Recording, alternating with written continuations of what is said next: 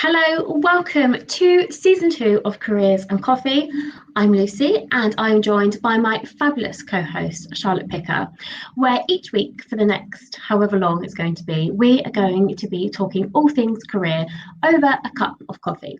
So Charlotte, before we dive into today's episode, do you have your coffee ready? Absolutely. Cheers. Cheers. So this season is a little bit different to the last season that we had done, and we're having a special guest where we'll be discussing either skills or their experiences or their expertise. And this week we have a topic that's all about adaptability through the lens of working in a foreign country. So today we're joined by Olivia Lanaras, who has been in tech ever since graduating university. So, though she studied government and history at a small uni in California, she managed to land a spot in the Salesforce graduate scheme in London and has been in the industry ever since. She's held mainly solution engineer roles, but has recently started as a partner technical enablement engineer, try saying that after a glass of champagne, role with Zscaler in Austin, Texas. So please join me in welcoming our first international guest, Olivia. Welcome. Hi guys, lovely to see you and thank you so much for having me. Hi, Olivia. Thanks so much for joining us. I dread to think what time it is over there, but thank you very much for joining. So obviously we've heard a little bit about you from Lucy's fabulous introduction, but perhaps you can share with our audience a bit more about you and your career journey to date. Yeah, so obviously I live in Austin, Texas now, but for the first 5 years of my career, I was over in London, and I was in tech the whole time. I've been in tech the entire time I've been in my career. It was very much a serendipitous kind of surprise landing into tech, as many people find themselves. I obviously didn't study anything near tech, but I just fell into it actually one summer because my friend was doing a startup and I didn't have a job. So I just went to his house in San Diego and lived with him and pretended to be a marketer. That's a great story. Love that. Kind of how you get into this stuff. And yeah, I've definitely found that I have a lot more acumen for technical things than I ever thought I did. It's been a wonderful experience, but definitely the defining, I think, aspect of my career has been working abroad. That was kind of the coolest thing that I achieved, in my opinion, and definitely left the biggest mark on me thus far. Great. So, Olivia, I was going to ask you about, did you know that you always wanted to be in engineering and tech? But it sounds like you kind of fell into it, really. Yeah, no, I was gonna actually that summer that I went to San Diego to do this startup, I had gotten a scholarship to do an oral history sort of deep dive project in Germany about German kids of World War II. So, if their parents were Nazis and stuff, because obviously, kids are innocents. They don't really know what's going on. Anyway, super cool project. I ended up bailing on that. I got like a grant and all of this stuff and then just went a totally different direction. I don't know why. I think it was because I felt it was the only opportunity for me to do something really outside the scope of what I'd studied. Because otherwise I was going on the track of being like a professor or something, which is a very difficult career path that I am so happy I didn't go into, as nice as that would have been. I also like fiddled with the idea of being a librarian, like a bunch of things that don't make money. And I salute everyone who's willing to do that, but I am very happy that I went the route that I did. Was there like a pivotal moment where you're a bit like, oh yeah, like this is it, this is what I'm gonna do? Actually, it came from me wanting to move to London. I was so maniacally set, and I'll talk about that later about like how it has to be your focus. I would have been willing to be like a sewer cleaner if it meant that I moved to London. So I was just throwing my name into anything I could think of, any network I could latch onto. And so I actually got the job. I was, crazy with my career counselor, just bothering her all the time. Do you know anyone in London? Do you know anyone who could hire me in London? And finally, she actually set me up with the head of Salesforce EMEA. And so that's how I got my application into the grad scheme in the first place. Because otherwise I was really striking out. I'll say more about this later, but just put that you already live in the place you want to move to. Don't put that you live somewhere else, but you have a dual citizenship and la la la la la. You know, no, they'll just throw away your resume immediately. So thankfully, I had a little foot in, and then I just ran with it and didn't really care what I did. I mean, it's so true what they say. It's not what you know, it's who you know sometimes to open those doors. I mean, obviously, we're going to dig more into you like moving from America to London. I'm also super curious about why you were so hell bent on moving to London. But before we do that, thinking about your career to date, what is your one kind of like key learning that you'd like to share with everyone about your career? Yeah, I think have a priority and be flexible on everything else. Nice. Really be maniacally focused on something, and then just let the chips fall where they may. Jump at every opportunity. Don't be so rigid and planned on every aspect of your career. You can really only pick. It's why it's called a priority. And the origin of the word priority was singular. It was never pluralized because you can really only focus on one thing. So find your North Star. Let everything else fall into place. I love that. That's great. Oh, yeah.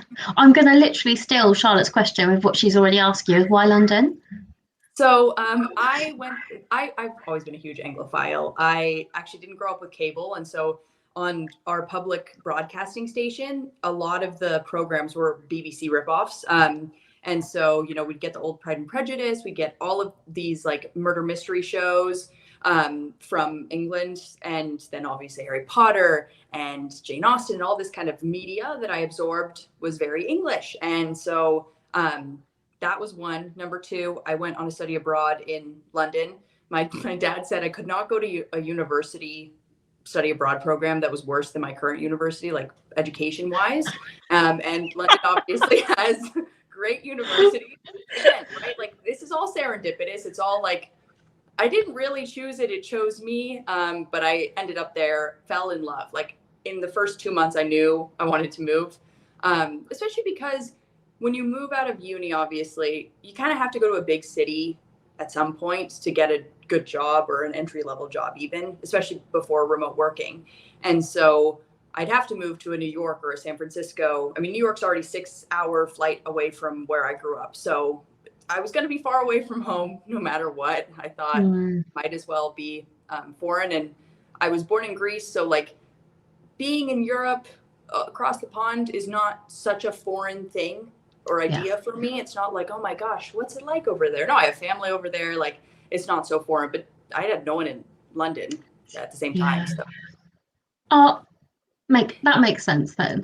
My kind of follow-up question to that really is, I have a friend that's recently moved from kind of London to Australia, and she said to me about how we tend to make it into this whole romantic thing, like moving abroad and everything, is perfect, and you're like, for her, for example, like skipping along the beach, but actually it isn't really like that. So I'd love to hear from you. What is it really like what was it like for you moving over to London and then working over here? Really hard at the beginning, really hard. Because obviously I had done study abroad, and a lot of people will go over on these sort of like limited time missions, either to study or for a long holiday. That is nothing like it is to work somewhere and have to deal with the bureaucracy of the government, to get your national insurance number, all this kind of stuff. Like, this is a great example. In order to get a flat, you have to have a direct deposit bank in the UK.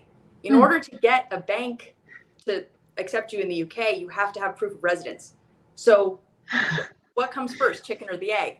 And so I didn't realize that till I moved there. Thank God for Airbnb, and thank God for NatWest, because I called every single bank I could and be like, will you accept Airbnb as proof of residence? Will you accept Airbnb as proof of residence? And NatWest had a special sort of program where they were like, as long as you have proof of address and proof of residency, you can get a bank account. A lot of my friends have had issues moving over to the US where you need to have a credit score to apply for any apartment in the US. Obviously, if you move abroad, one thing to note, you don't have a credit score anywhere else. So you're starting at nil.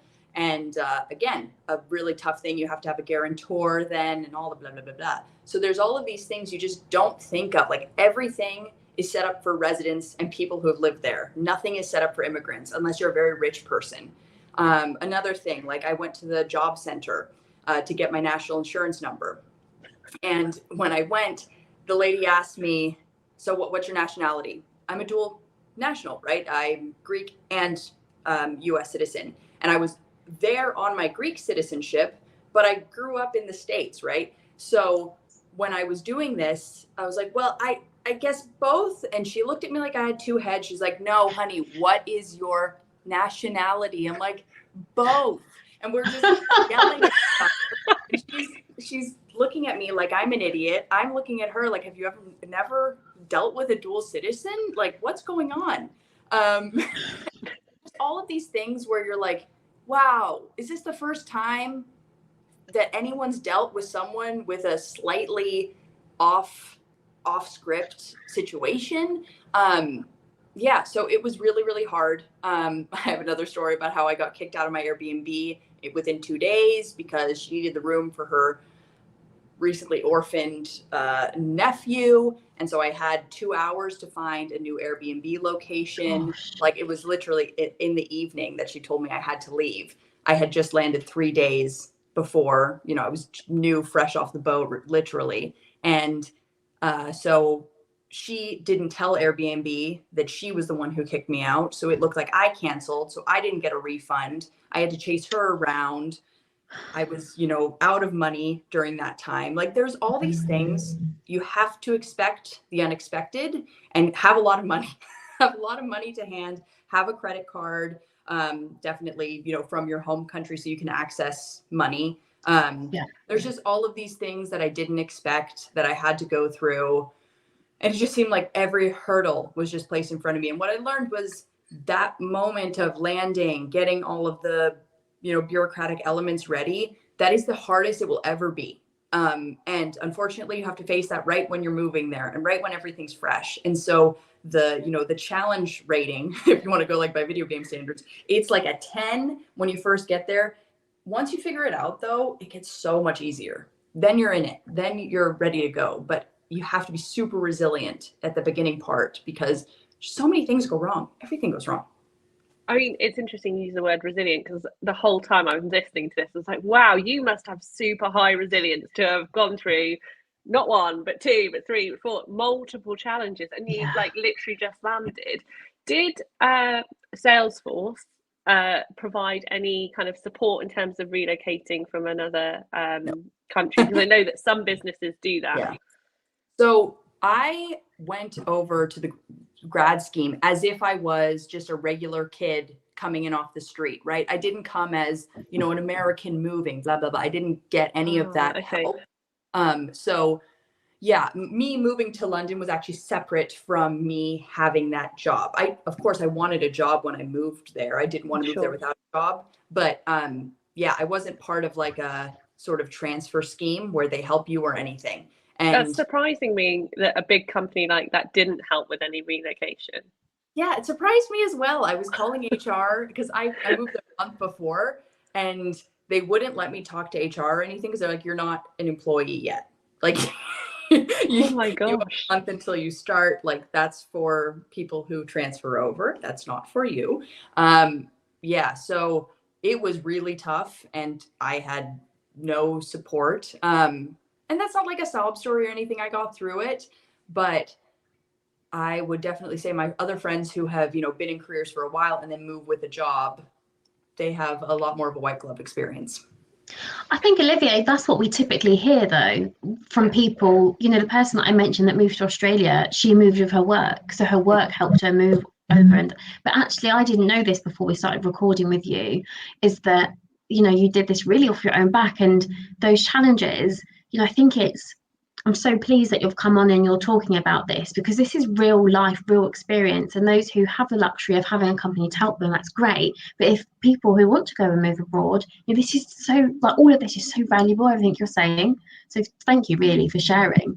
Yeah. And I will say, the people who move with work, they have a different set of challenges, which is they can't leave their job. Right. Yeah. And I did not want that. Number one, I couldn't get it because I had no great job experience yet. I was fresh out of uni. No one was going to hire me and sponsor me for what? Generally to be sponsored, if, your viewers don't know, you have to have a special skill set that they can tell the government this person is the only person who can do this. The best way to do that is to work for a company, kind of get your niche in that company, and then they'll move you over. But then I have friends who have done that. They're stuck in their jobs now. They hate their job. Something has happened, but they have to stay until they get their green card, until they get their pre-settled status or whatever. So I had the freedom being able to move jobs as I wished, because a lot of times also you can't even switch jobs internally, right? Your visa is held to that one position, not just the company, but the position. So everyone has a different set of challenges. I would say mine was very front loaded, but then, towards the back, it was really easy and I got to do whatever I wanted, to leave whenever I want. So, I mean, obviously it sounds like it was a hard start. However, there must be tons of benefits, and you must have experienced advantages for having done this in your latter part of your career. Maybe you could just share with us what you think the advantages have been having worked internationally. Yeah, so I think the biggest benefit is I am almost the voice of reason a lot of the time with my American colleagues. If they're planning an event, if they're doing marketing and messaging, I'm a lot of the times the person will say, well, yes, Germans speak a lot of English, but they actually prefer to work in German. So if we can get this in German, to be a lot better. People in the UK are not going to get excited about Ohana. Like, why don't you have some drinks after work and keep it casual, okay? Things like this, of kind of the translator, Google Translate. And especially working in Europe or in Asia, where, there's kind of a collection of countries very close, but they all have very individual cultures. That's kind of something that a lot of Americans especially, but also I've seen English people struggle with it, of like realizing that within such a small area or a territory such as EMEA, there's just so much variety.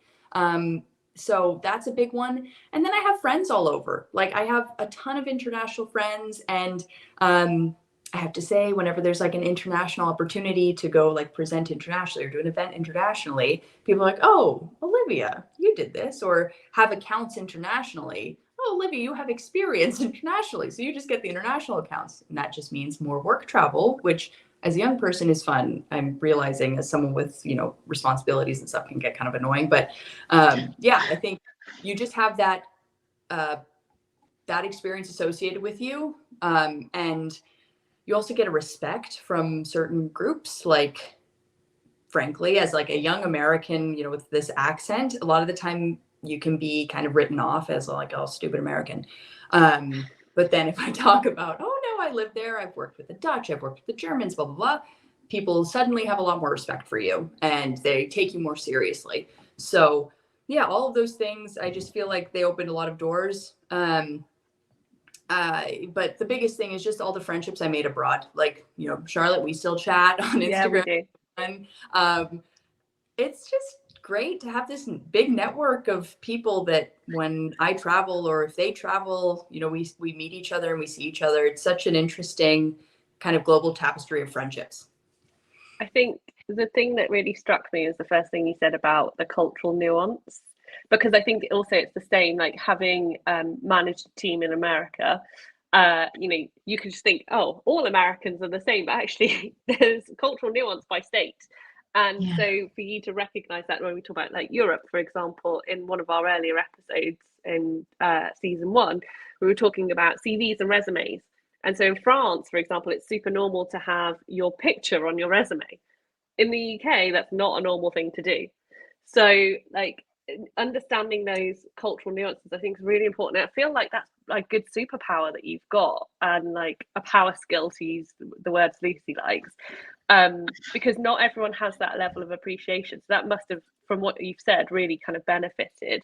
And then the second thing that you talked about around having this tapestry of friendship, like that element of community. I think communities become even more important now as we become all more remote, and it's made us all more connected. That must be, again, a huge benefit to you, to be able to know that, like, if you needed to, I don't know, contact somebody or looking for a supplier in a different country, you've got doors that you can open. And I think that sounds amazing. Absolutely. Yeah. I mean, I'm going to New York later this month and I'm seeing a couple of friends from one job, and then I'm going to London for an event. I'm seeing a couple of friends from another job. I'm going to France. I'm going to see a couple of friends from another job. It's like, it's so great to just have people wherever you go. Yeah, absolutely. So there's probably a few people who are watching this episode today, and I'm probably one of them, if I'm honest, who have ambitions to one day live, work, move abroad, you know, just all the stuff we've talked about. So I'd be really curious if you wouldn't mind sharing some kind of like advice, any top tips, because I feel like you probably have loads. You've already shared a few things already. Yeah, happy to share. I think the number one thing, it's got to be your number one priority. And you cannot have strict timelines, strict industry, strict position, strict salary requirements. Of course, you have to have, some salary requirements. We all got to live, but you have to be flexible on everything because you never know when something's going to pop up. The way that this all happens is, whether it's like me, where I was trying to apply not through another job, I was just throwing things out there. And that's another tip. You just got to throw things and tell everybody that this is your goal, everyone, so that when they have a job, you are top of mind, right? Or when they meet a person, you are top of mind. This has to be like your whole personality of, I want to move abroad. But then my other friends who moved internally into a company, even you would think that'd be a more straightforward journey. But no, it takes a really long time. Some of them have been laying the groundwork for like 3 years of telling every single manager, this is my ambition, this is my ambition. And then out of nowhere, boom, the opportunity comes up. And if you say, oh, but I have a wedding coming up and I have a boyfriend that doesn't want to move and I've got a dog and blah, blah, blah, blah, that's not going to work. You have to just drop everything, go. Because a lot of times it happens within like 2 months, or a month that you find out that you're going to go and then you go. So definitely try to have as flexible of a lifestyle as possible. I would say you either have to do it when you are completely single or when you are in a very committed relationship. And I know a lot of people probably don't think about this, but being in a dating phase with someone that you like, but you're not really sure about, no, they're not going to move with you. They can't move with you. That's another thing. Like, if you're serious in a relationship, you have to consider, if I get this job, are you willing to marry me so that you can come with me? Like, these are the kind of questions you have to ask yourself. It's really big. It's a whole lifestyle and it's a whole way of living that you have to be ready for. Yeah. And then study as much as you can about the visa and contract types. So for instance, obviously I went the citizenship route. I actually didn't have my Greek passport before I decided I wanted to move to London. That took me 8 months to get my Greek passport because the Greek embassy in London is a disaster. But that was a whole ordeal. And even when I finally got my appointment, I went in there and they told me, oh, you don't have your person? I'm like, what do you mean your person? Oh, the person to tell us, like another Greek citizen, to vouch for you and say that you are Greek, because that's what you need for your first passport. So I had to find a person. I was calling, I literally was in the embassy calling every Greek person I know. Can you please come to the embassy right now? Like, this is the kind of stuff you have to really research it and ask everyone things all the time. There's tons of things on Google that are very helpful. But yeah, research. Another thing to think about, what kind of visa are you on? Some of them are limited, right? If you go on a student visa, I've known too many kids who do this of like, I'll just get a student visa and see what happens. Well, then they fall in love with the country, they get a boyfriend, and their student visa runs out and they don't get another kind of visa. Or they're on a visa type with work that is limited, that doesn't give them permanent residency. All the time, ask your work, ask, whatever visa you're going on, does this lead to permanent residency? Because the worst thing would be to fall in love with a country, fall in love with your lifestyle, and find out you can't permanently live there. Look into how your benefits will go back and forth. So, for instance, I have pension plans in the UK. Eventually, I'll be able to take those out, but it does have to be direct deposit into a UK bank. Thankfully, I have some friends in England that are probably going to help me out and be my direct deposit UK bank for me. But otherwise it'd be like, how do I get my money out? That's, money I've been contributing to all this time. And then in order to get your visa, obviously there's the job way, which I would say the best way to do it is go to a company, find yourself into a niche and just try to be as good as you can in that company and for that company, so that you are valuable anywhere in that company. That's the best way to move over with a company. In my case, where I went the citizenship route, look into your family history. There's so many friends of mine who find out that, oh my gosh, I am actually eligible for Irish citizenship or Italian citizenship. Generally go for the less wealthy countries. They have more open citizenship laws. Like Germany won't let you be a dual. They do not like dual citizenships at all. So that's off the table. Whereas Italians are like, come one, come all. A lot of my friends have gotten Italian citizenship. And then do not get a pet. This is a very nitpicky specific one, but I know too many people who get pets and my pet's afraid of flying. I don't want to put him in the hold. Like, of course you don't. Like, that's a scary experience. And like, it's a big thought process for them of how do I get my pet from one country to another? It's the most stressful thing. And it's honestly more work to move a pet over a lot of the time than it is to move a human. So do not get pets. Do not. It's interesting you say about the pet thing, because a former colleague of mine, she moved back to America and she had to put her pet on a separate flight from a different London airport to the one she was flying out of. And she's like, I've got no idea if he's going to turn up or not. Right. And it's scary. I mean, I've researched it. It's dark down there. Like no one's down there. If your dog dies in the middle of the flight, no one's coming to move them out. It's awful. It's awful. Hold it together, Lucy. I have a most people know this. I have a princess of a dog, Cockapoo, and she really is like a child, really, more than a dog.